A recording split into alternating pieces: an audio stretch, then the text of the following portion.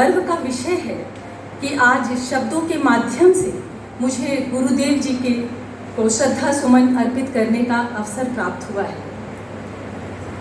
अपनी विलक्षण लेखनी से दो राष्ट्रों को राष्ट्रगान देने वाले कवि गुरु किसी परिचय का मोहताज नहीं है। हम सब जानते हैं, आप भी जानते हैं कि गुरुदेव एक साथ ही कवि, चित्रकार, संगीतकार, दार्शनिक, चिंतक आदि बहुत कुछ थे।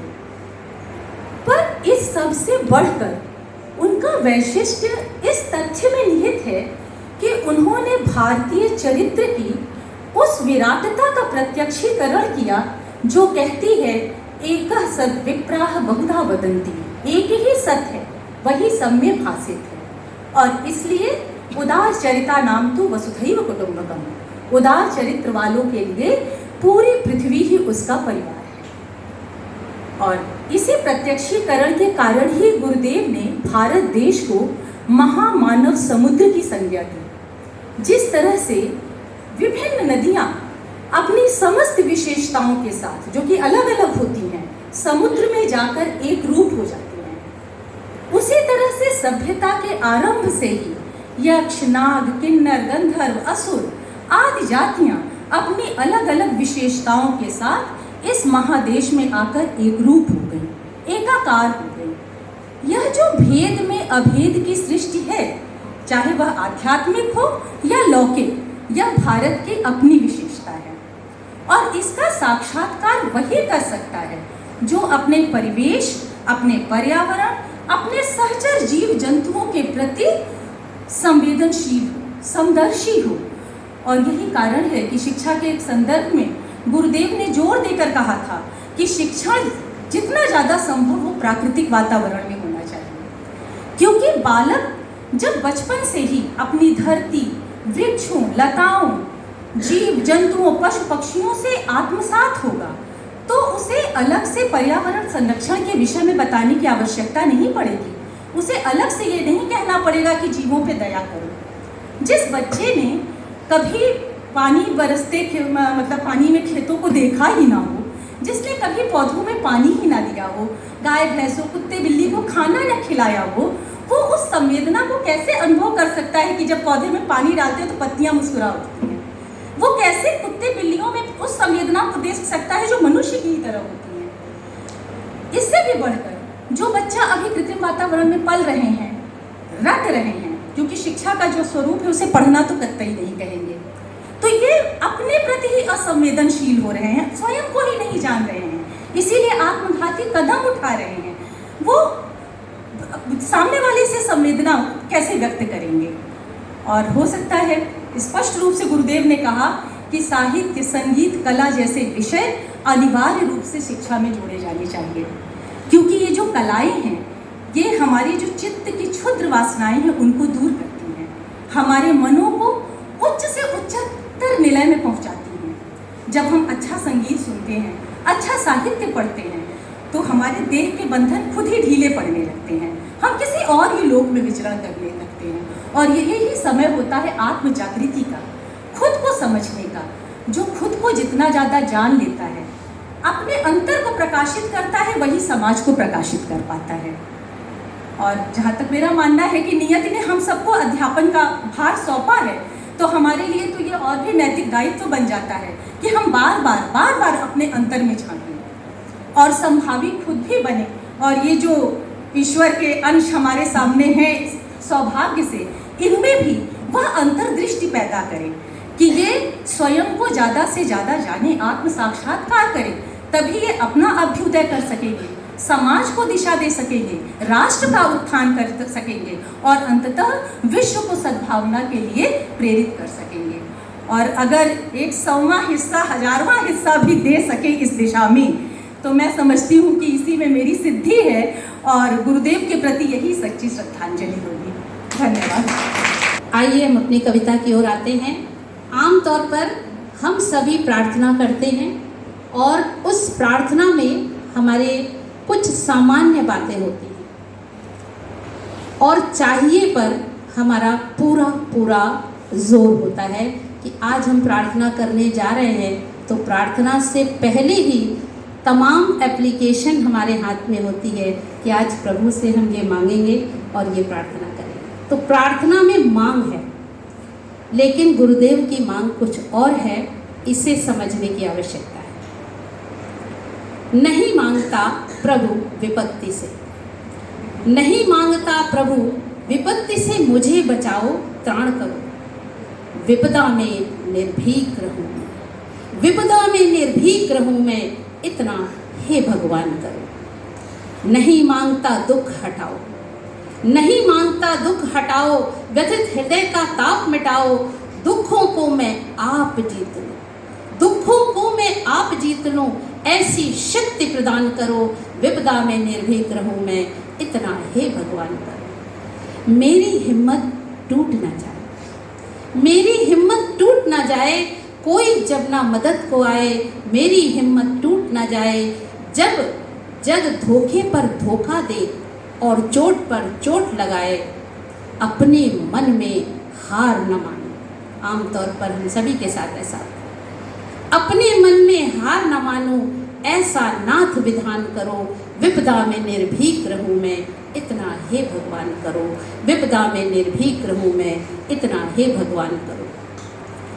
नहीं मांगता हूँ प्रभु मेरी जीवन नैया पार करो, नहीं मांगता हे प्रभु मेरी जीवन नैया पार करो, पार उतर जाऊं अपने बल पर, पार उतर जाऊं अपने बल पर, इतना हे करतार करो। नहीं मांगता हाथ बटाओ, नहीं मांगता हाथ बटाओ, मेरे सिर का बोझ घटाओ, आप बोझ में अपना संभाल लूं, आप बोझ में अपना संभाल लूं, ऐसा बल संचार करो, विपदा में निर्भीक रहूं मैं, इतना हे भगवान करो। सुख के दिन में शीश नवाकर, सुख के दिन में शीश नवाकर, तुमको आराधूं करुणा कर, और विपत्ति के अंधकार में जगत हंसे जब मुझे रुलाकर, विपदा के अंधकार में जगत हंसे जब मुझे रुलाकर, तुम पर करने लगूं न संशय, तुम पर करने लगूं न संशय, यह विनती स्वीकार करो, विपदा में निर्भीक रहूं मैं, इतना हे भगवान करो, विपदा में निर्भीक रहूं मैं, इतना हे भगवान करो। नहीं मांगता प्रभु विपत्ति से मुझे बचाओ त्राण करो, विपदा में निर्भीक रहूं मैं, इतना हे भगवान करो, इतना हे भगवान करो। धन्यवाद।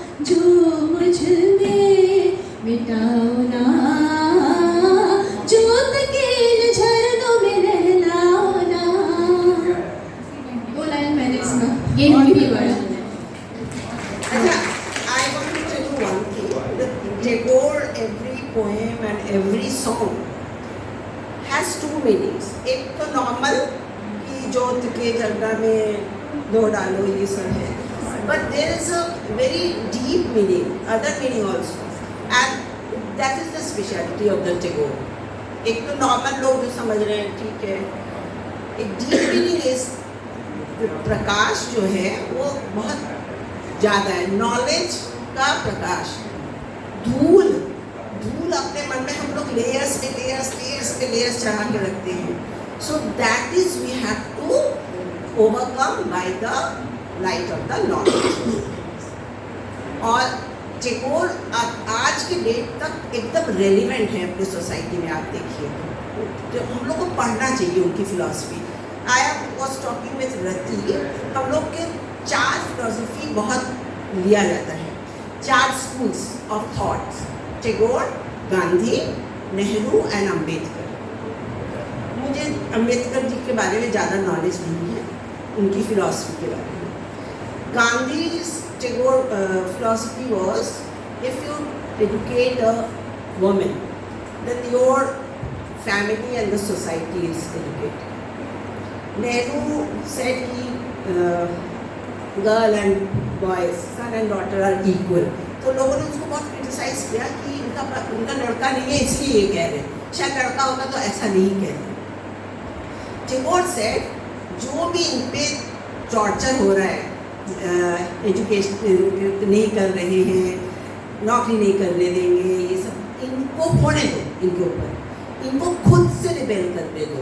आप हर समय सब कुछ एकदम प्लेटर में सजा के आपके भी पास नहीं आया होगा, आपको भी, सबको, जितने टीचर्स यहाँ बैठे हैं सबको स्ट्रगल, अपना अपना स्टोरी है, struggle story. So that is very necessary. तो ही इज वेरी रेलिवेंट. एकदम आप उनके हर क्रिएशन को पढ़िए तो आपको लगेगा आज के डेट में भी बहुत रेलिवेंट है टैगोर. और Bengali takes this pride that we have Vivekananda, Tagore and Aurobindo Ghosh. इस अभी भी 400 साल तक हम उसमें रिसर्च कर सकते हैं. ये प्राइड ले करके जी नहीं सकते. पास्ट आपका जितना भी ग्लोरीफाइड हो आप उस पर चल नहीं सकते. तो प्रेजेंट डे में हम लोग को उनकी फिलॉसफी को बहुत समझना चाहिए. आज सुबह ही हम कृति से बात कर रहे थे. कृति, ये जो इंडिपेंडेंस है ना, छोटे छोटे फाइनेंशियल इंडिपेंडेंस, ये लोग करो, इसको पढ़ो, इनकी फिलॉसफी को पढ़ना बहुत ज़्यादा ज़रूरी है. ठीक है.